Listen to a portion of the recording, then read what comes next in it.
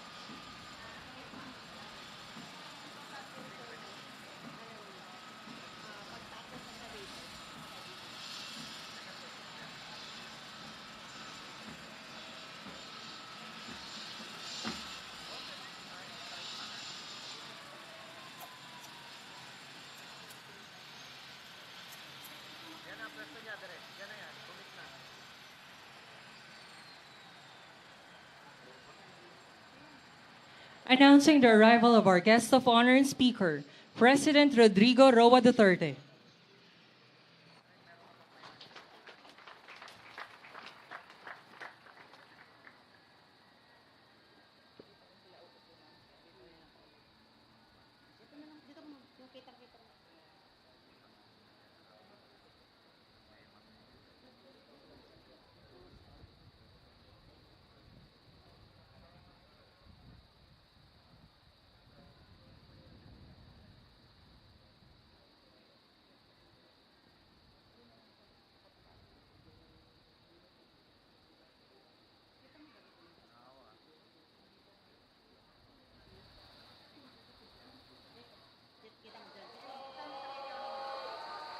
Wait lang ako, sumin ako.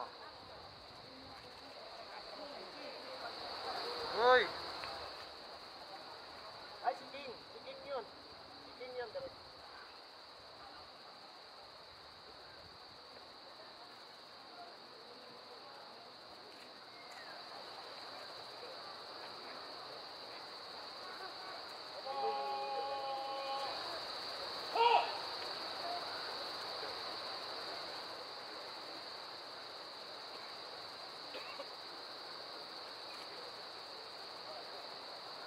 Ako yan, sige. Natsing, baho daw na yan eh. Maraw nga.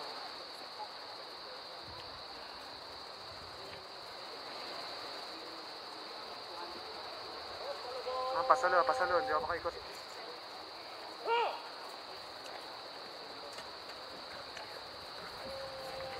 Ladies and gentlemen, the President of the Philippines, President Rodrigo Roa Duterte.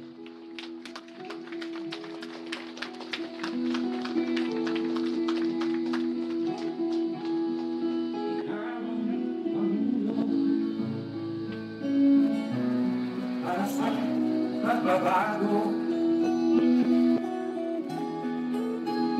Sawa na ang ayaw ko sa magnanakaw na tao.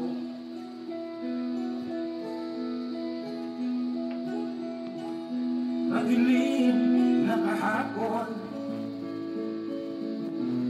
ikaw ang mag-aahon. Sa piling mo,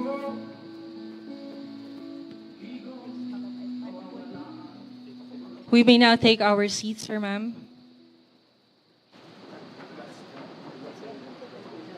Ladies and gentlemen, welcome to the send-off ceremony of 250 units BJMP transport vehicles. For the welcome remarks, may we call on Jail Director Jogracias Carion Tapayan, Chief, Bureau of Jail.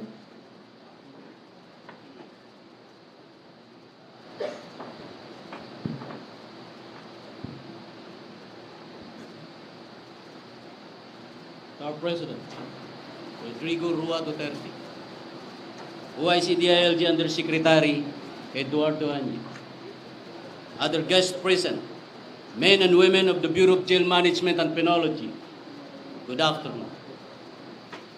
It is with great honor to welcome you all in this significant event of sending of 250 BJMP transport vehicles to cater to the ever-growing need of ensuring safe movement of detainees and personnel nationwide. It was in December last year that the President allotted 299 million pesos for the purchase of 322 BGMP transport vehicles, enabling the Bureau to acquire in one procurement more than the total number of vehicles purchased for the past 2 decades. A testament of our President's sincere desire to address the needs of his people in the most expeditious and efficient way possible. It does not just talk, but rather walk the talk. Upon his assumption to office, the BJMP was allotted 3.4 billion pesos for the construction of 107 jail buildings in 17 regions nationwide to address the perennial problem of jail overcrowding. It was also under his administration that the double increase in pay of all uniformed personnel became not just a remote possibility, but a much celebrated actuality. Mr. President, as your duly appointed Chief BJMP, as the father of this Bureau, I stand before you, the father of this entire nation, to express our sincerest appreciation to all that you have done for the welfare of our people. I stand before you to put across our wholehearted support for your fight against drugs, corruption, and violent extremism. As in fact, 332 BJMP jails, or 80% of all jails nationwide, have already been certified by PDEA and PNP as drug-free. Lastly, I stand before you to proclaim to you our potential as a Bureau under your presidency. Mr. President, this is your testament to the Filipino people. Change has come. With these vehicles and with your help, we can move not just people, more importantly, we can transport development. We could change lives. We could build a safer nation. And with that, I welcome you all. Thank you very much, Jail Director Tapayan, sir.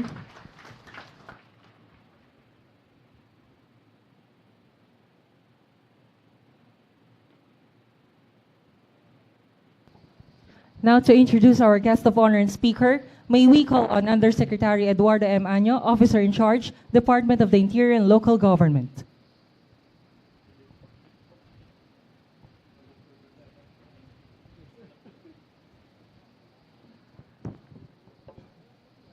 My fellow government workers, the President of the Republic of the Philippines, the Commander-in-Chief of the AP and all uniformed services, ladies and gentlemen, President Rodrigo Roa Duterte.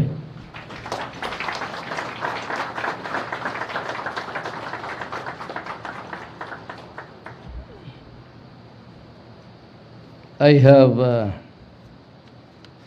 as usual, a 2-minute, 2 pages rather, about 2-minute speech.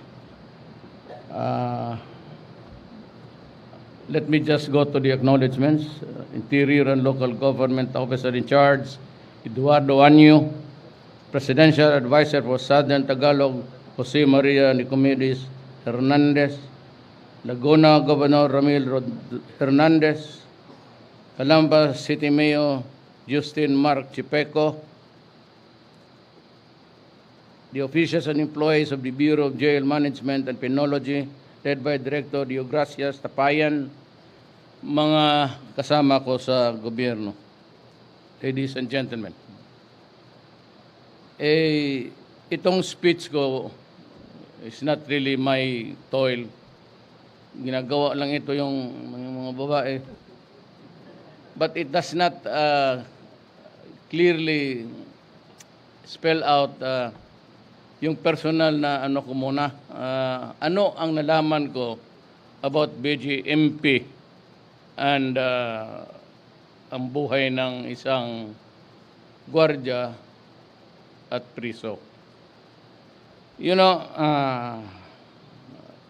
hindi naman ako kailangan magyabang. I've been 23 mayors of the city of Davao. In not so many instances, the BJMP, at alam ninyo yan, kayong magre-retire na for the years in service, wala talaga kayong vehicle o whatever, wagon, or to keep your prisoners safe while in transport. Ang gusto kong i-correct ngayon, I don't know if it is rampant in Luzon or in the Visayas, maybe probably in may order ba tikas pahinga for you guys? Can you just relax? Tikas pahinga, I'm giving the order and just relax. Yung maraming sa inyo namatay while transporting a prisoner from one jurisdiction to the other. In Davao City, the last time yung bomber na expert nila was transported from, I think, Cagayan. Tapos dyan bandang Bukidnon, Davao Road na checkpoint sila ng police. I don't know kung patay na ba yung tao na yan, but 4 of them were able to make good their escape. Ang mahirap kasi nito, walang kalaban-laban ang mga tao sa BJMP. Even if it's a one-on-one affair, isang priso, isang gwardiya. But along that lonely stretch, going out of Davao and Bukidnon and Cagayan, it's a long and winding, lonely road. Kaya karamihan dito, pagka nakademanda, kasi itong mga komunista maraming kasalanan. You know, 50 years, walang ginawa ito. Kaya sabi ko sa Pilipinong nakikinig ngayon, 50 years, walang ginawa ang komunista kung hindi pumatay, mag-extort, mag-kidnap, at ang karamihan nating patay next to the uniform personnel of government ang mga barangay captain.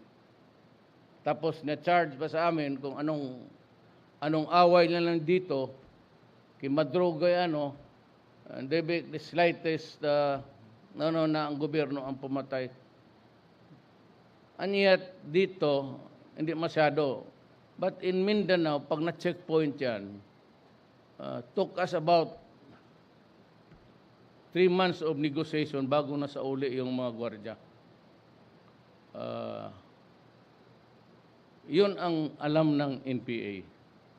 To destroy the government, to destroy its functions of government and to kill the soldiers, kill the policemen, kill everybody for the last 52 years. Yan lang ang binigay ng mga komunista sa atin. And every time you are itong mga leaders nila, kagaya yung bomb expert nila, talagang binantayan nila yon. And because they are everywhere now, they're able to penetrate government. Wala man ito, may party list. Eko naman, in my desire really to just extend a helping hand, maybe I can succeed talking to them. Naipasok ko rin sa gobyerno. Mabutit na lang, ni-reject ng Congress yung appointments nila. Turn out to be na ayaw talaga nila ng, even the talks now are almost gone. I don't know if it could be revived. But I am not ready at this time to talk about talking to the communists. For as long as there's an objection from the military and the police na they called, pinag-ipo nila lahat yung mga various agreements, JASIG, humanitarian rights, it would now appear that more or less there is a sharing, hindi coalition, but sharing of governmental powers, which we cannot concede, I cannot give because we do not own sovereignty. Alam mo nyo, patawarin mo yung mga may kasalanang may ginawa. It's an act of state. Na hindi ako pwede mag-amnesty dyan sa mga komunista na yan without asking the police, the military, and everybody, the civilian sector, yung mga gobernador, and those who were victims of atrocities committed or perpetrated by the communists. Ngayon, ang problema ninyo sa if you think that I said it's a long and winding road there, do not attempt na kayo lang isang you have to look for a better way of doing it. I don't know how, but maybe I can buy you a mahal ba yung jet? Yung pasahero? 747 siguro, pwede na? Hindi, maghanap ako ng eroplano na, I do not want you dead. Mamultiply ang It's not a matter of encounter. Hindi, it's a matter of encounter pagkatapos na ambos ganon. It does not end there. Una-una dito, I'm not concerned about the communists, how they would, what they do about after the incident.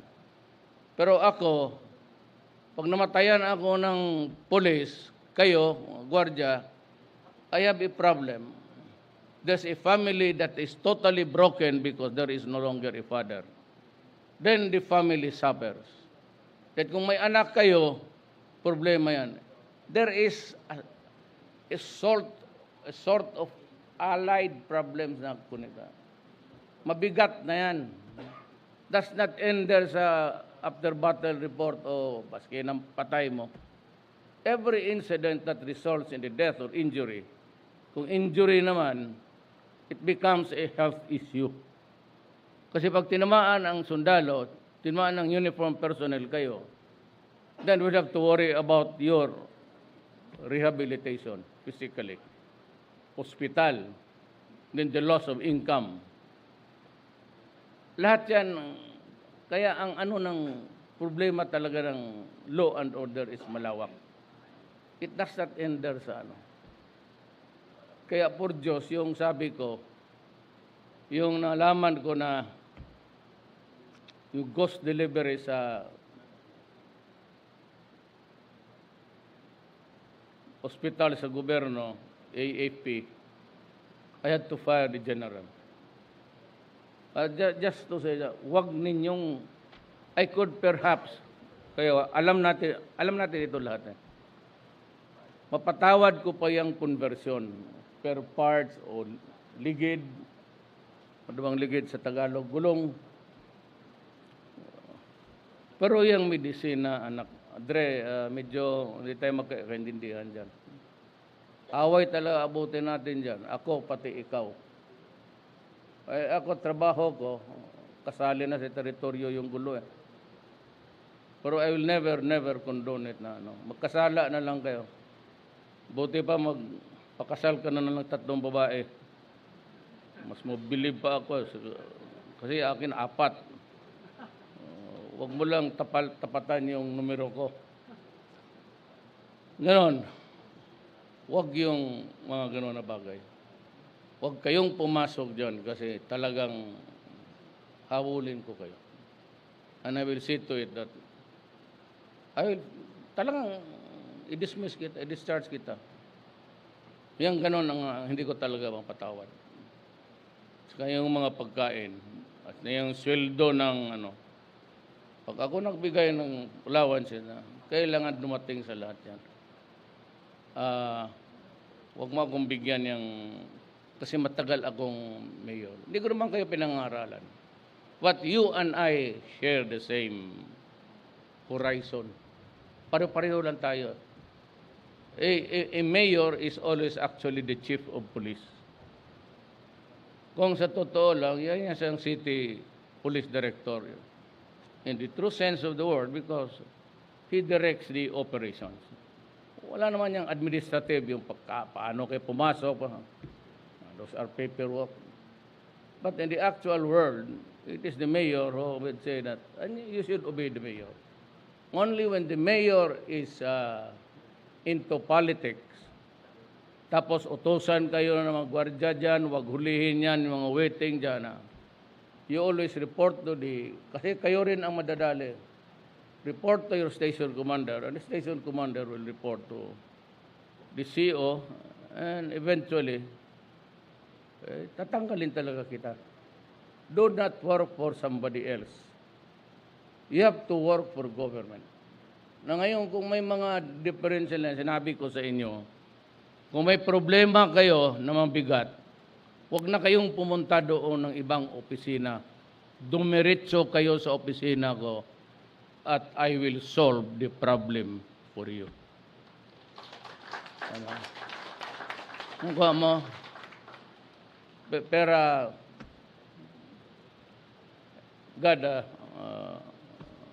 might not allow it sa inyo kasi mabait naman tayo. Mga cancer, or even mga naka. Kaya ang sundalo, tanungin ko, 1, 2 lang ang anak. Ang pulis, 2. 2 pamilya, 3 ang anak sa isang asawa. Ay, alam ko man. Dahil ang pulis magbalik-balik dyan, parking ng yawang bar na yan. Dandoon yan sa loob.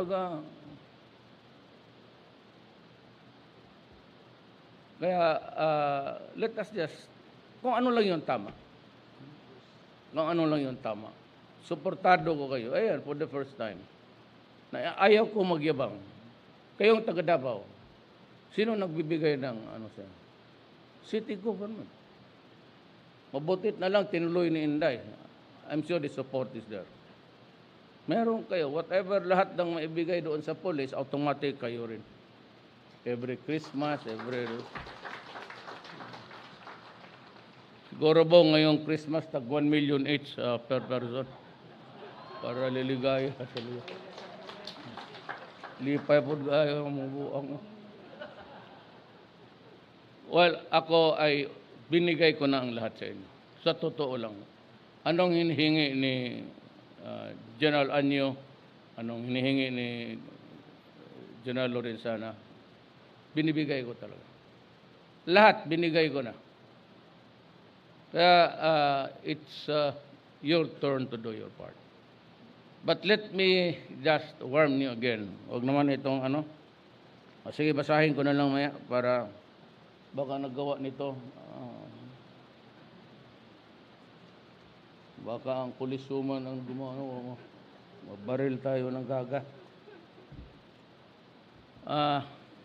We'll have to devise a way of transporting criminals, especially in the territory of Mindanao, which is fraught with so many dangers.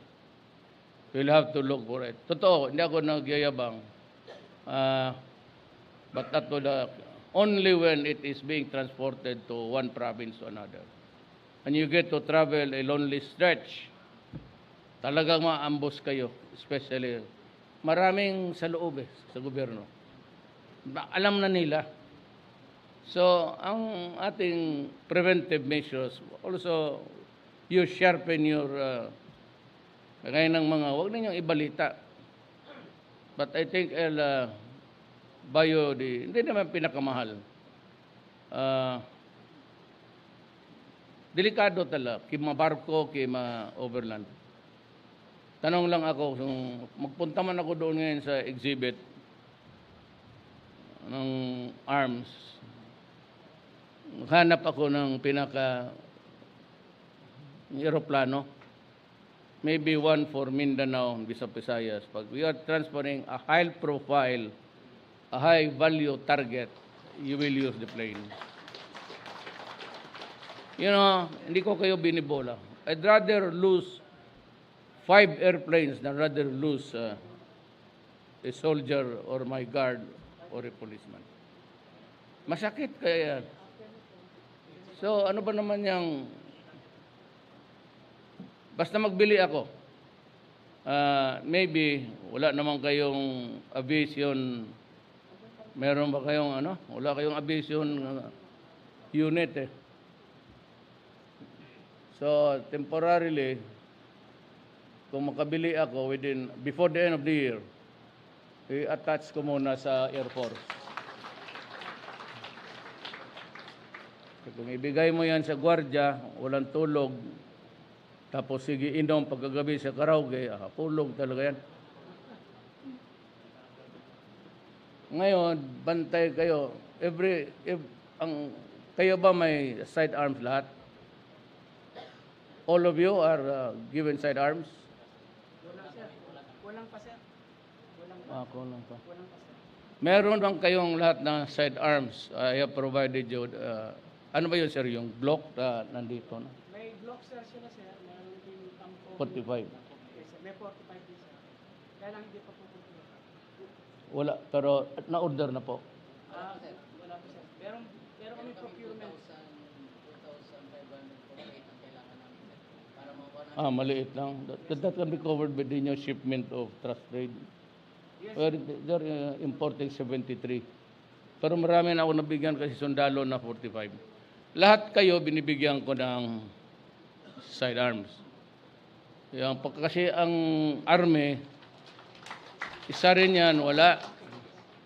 You know, when an army goes to the campo, barracks, and day off niya or he gets a furlough of so many days, he goes home. He practically goes out naked. Parang nakahubad yan. At minsan pinapatay hindi lang pinapatay talaga ng EPA. Disparo. Noon, kung may armas para may makuha sila. Ngayon, wala na. Basta, so I'm almost tempted to address the Filipino people. Ano kaya kung gawain ko sa kanila yan?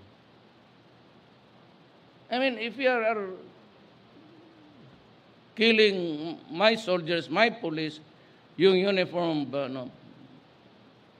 just like dogs there, pinagbabaril ninyo, ano kaya kung gawain ko yan? Ano kaya kung sabihin ko sa kanila? Let's forget about fire sa inyo or crime prevention. Let us go direct to the neutralization stage.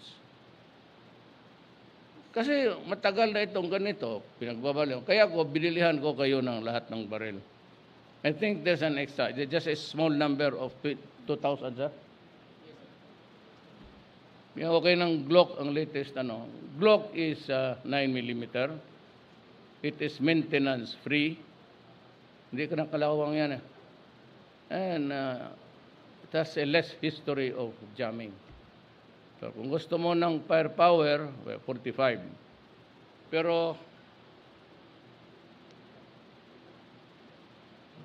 pag mayroon na kayo niyan, kaya police, lahat sila may barilman. That's a standard issue. Ang army, wala. Pero ngayon, mayroon na sila. Kayo, pagdating sa inyo, kung hindi nyo, lumabas rin kayo. Yan, pasyal-pasyal kayo. Inom kayo dyan sa mga karaoke. Kasi pag wala ng kalaban, wala ng NPA, yung army, mag-drone na yan doon sa police. Makisali ka na lang. Pag lasing yan sila, ano papatayan ng mga gago. Ganon yan eh. Kaya, you know, try to avoid that kind of shit. Barilan. Kasi may dala na eh. But ang akin dyan is, one, disparo. Kukunin talaga sa inyo yan. Pag bigay ko ng baril sa inyo yung araw na yan at na amoy ng lahat, kukunin sa inyo yan sa ayaw mo at sa hindi. So be careful. Study or learn from the old Philippine constabulary guys. They're going around giving lectures. Mga NPA yan na recruit. Regular soldiers. Kinig kayo sila, mga retired na yan. Mayroon kayong maraming makuha. For example, sa umaga, bago ka magpagising mo, kunan mo lang, kamera naman kayo. Then when you are finished breakfast, ligo ka na, you go out, try to, tapos tignan mo kung sinong tao doon, sinong wala, yung taong naghihintay, yung nakaupo lang sa akin. But usually, ang unang dadaan yan, yun ang magturo na ikaw ang target. Hindi yung una. Meron yan silang parang spotter. Pagdating na doon sa isang kanto, magturo, yun yung nakaupo doon o nakatindig. So, I don't know how you do it, but cover your backs. Huwag kayong basta lahaha. Pero kung, if you're good at fighting at hindi ka tatakbo, takot rin yan. Bantay ka lang kasi that would be a rich, effective ground for their arms generation. So, yun lang ang misgivings ko dyan. Nabasahin ko na lang itong speech para I am pleased to be with you today for the ceremonial turnover of the second batch of newly procured prisoners van that I promised to the Bureau of Jail Management and Penology when I visited Camp Bagong Diwa in October last year. The first batch of these vans, a total of 50 units, were already delivered last July. Today, we complete the entire package of the turnover of 250 vans that we sent off today to BJMP regional offices nationwide. This development is part of our continuing efforts to improve the operations of BJMP, enhance public safety in the transportation of prisoners, and provide for detainees with humane and dignified correctional facilities. Ganito muna, ha? In the meantime, there's almost service sa aeroplano. Pwede naman siguro dalawa o isa basta naka-handcuff lang. Ano na lang, within Cagayan, paalamin mo lang doon na dala-dala mo ang prisoner. If it's in Zamboanga, then Zamboanga. Because to travel from Davao to Zamboanga, the odds are, madidisperse. So, gano'n na lang at tapos i-charge ninyo yung gastos sa akin.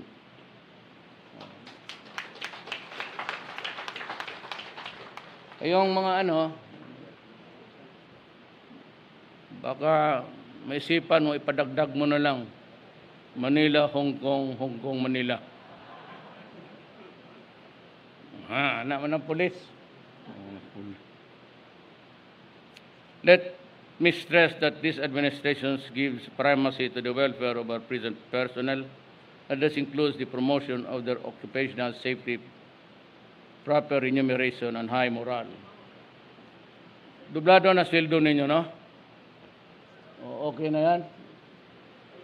Ilang kulang? May maganda mo yung kanina nagbigay nito. Ma'am, magpapriso na lang ako, ma'am. Pulis, yaman ang gusto nila. Saan ang prisuhan ka? Doon ako magpakulong. This is the reason why this administration is intent on implementing the provisions of Republic Act 9263, which has placed BJMP at par with the Philippine National Police in terms of qualifications, standardized pay, retirement, and other benefits. With a total manpower strength of over 13,000 personnel handling 500 jails nationwide, our BJMP personnel truly deserves an improved quality of life for themselves and their families. I am hopeful that as we strive to elevate the standards of jail management in the country, you will likewise remain steadfast in your commitment to help government in its unrelenting effort to fight corruption and eradication of criminality.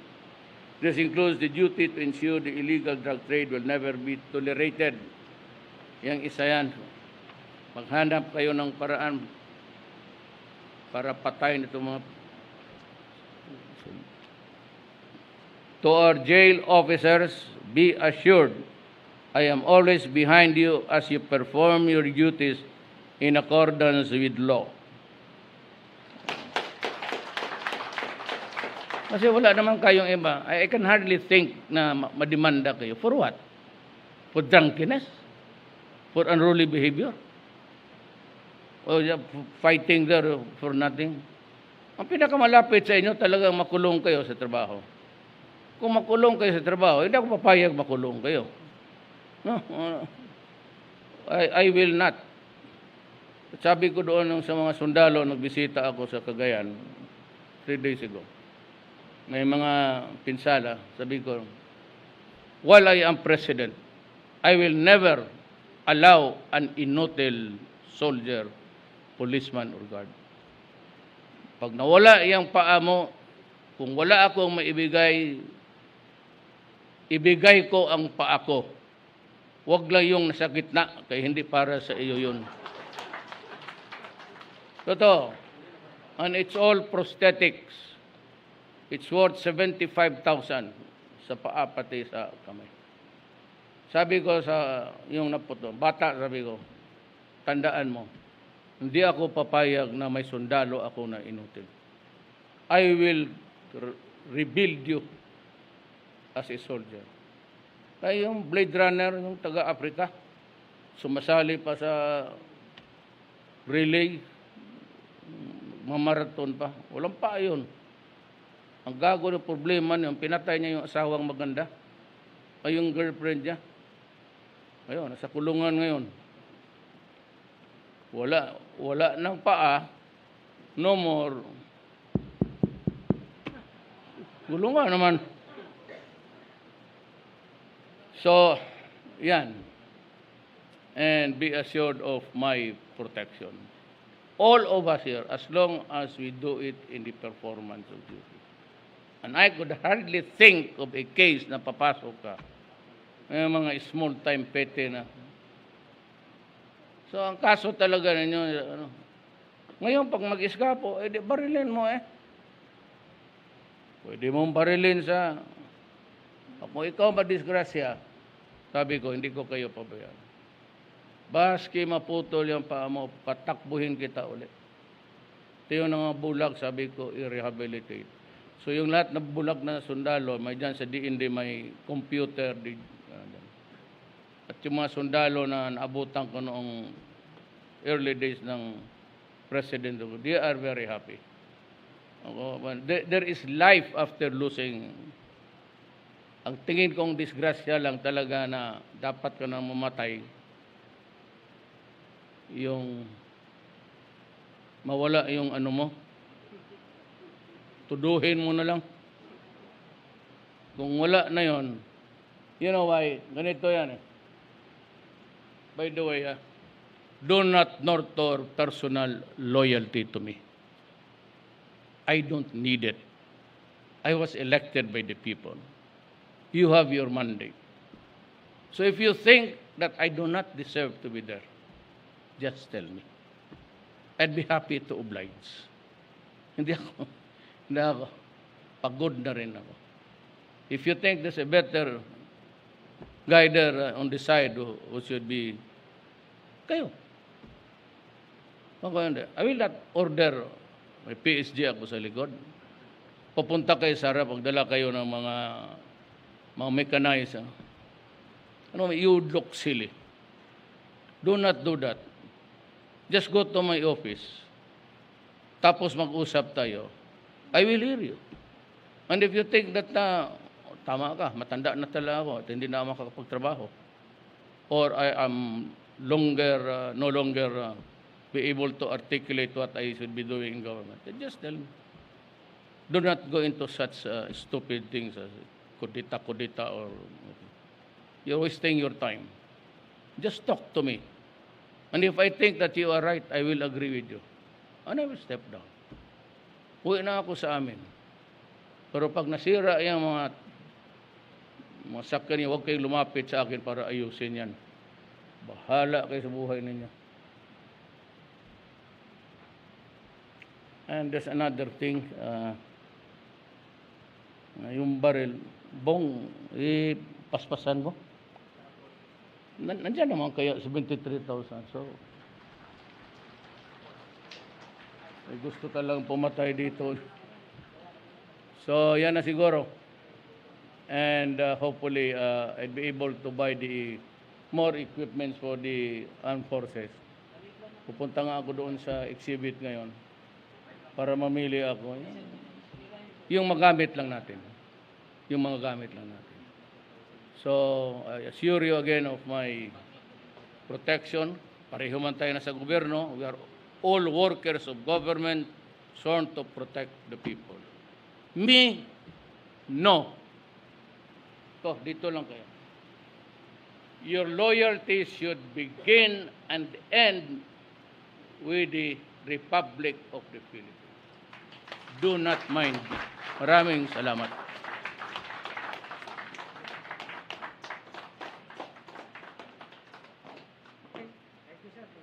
Much, Mr. President.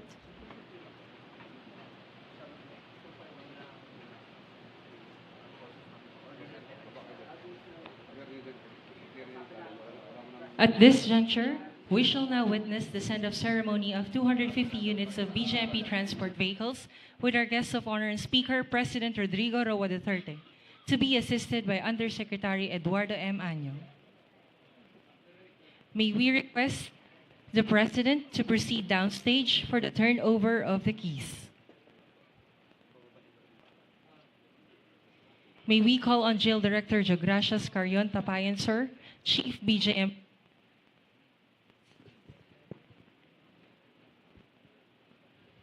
May we request once again Jail Director Jogracias Carion Tapayan, sir, Chief BJMP, to receive the keys of the BJMP transport vehicles.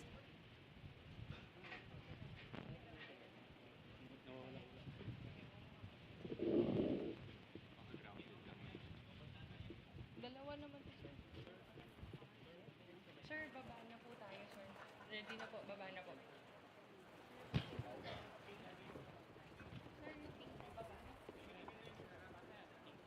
Doon na po sa harap.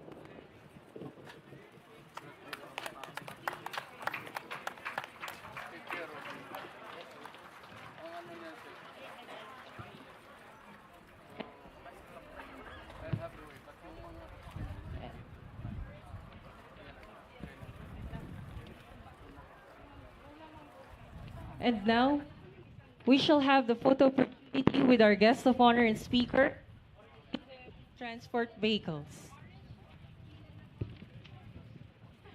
May we call on the first batch?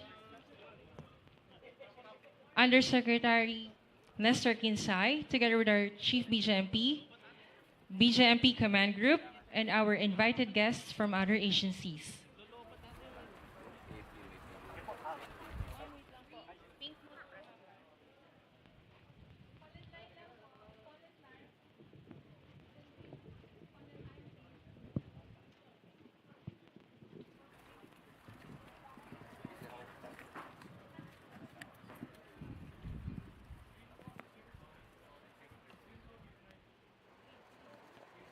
Thank you very much.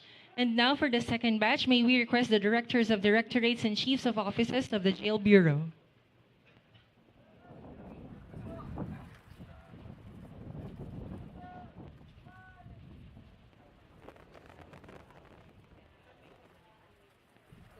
Thank you very much, sirs.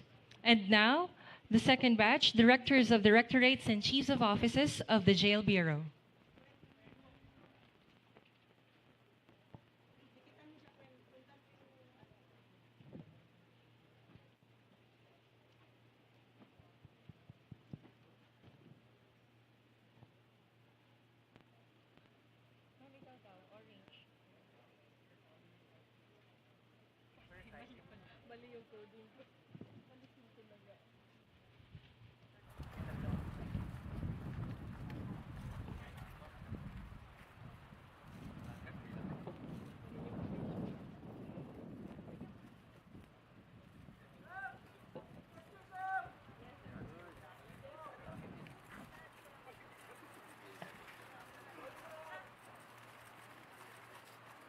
Thank you very much, sir, ma'am.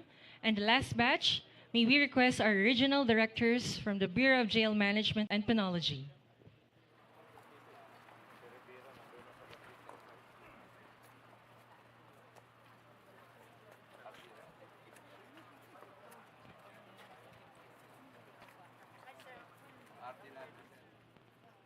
Sige po, ma'am, sir, side view compress. Thank you.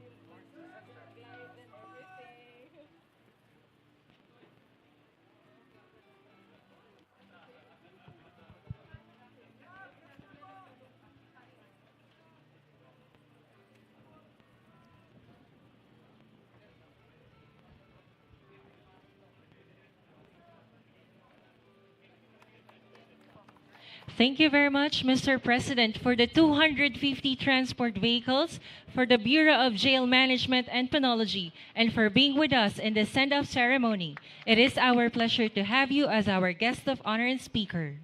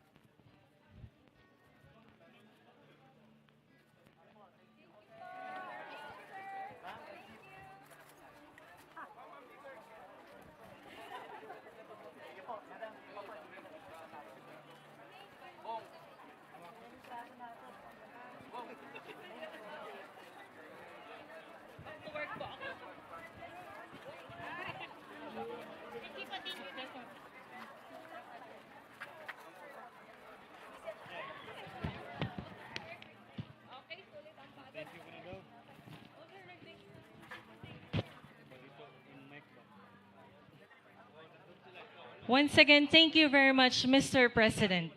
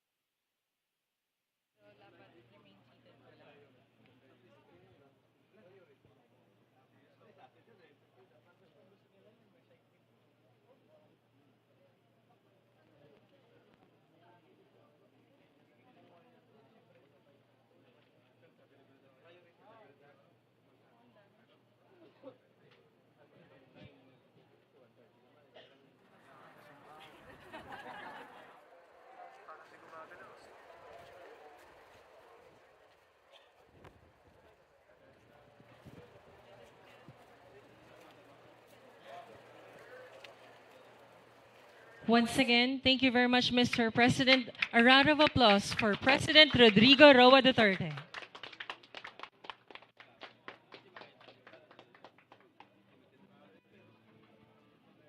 May we request everybody to remain seated as the President leaves the grandstand.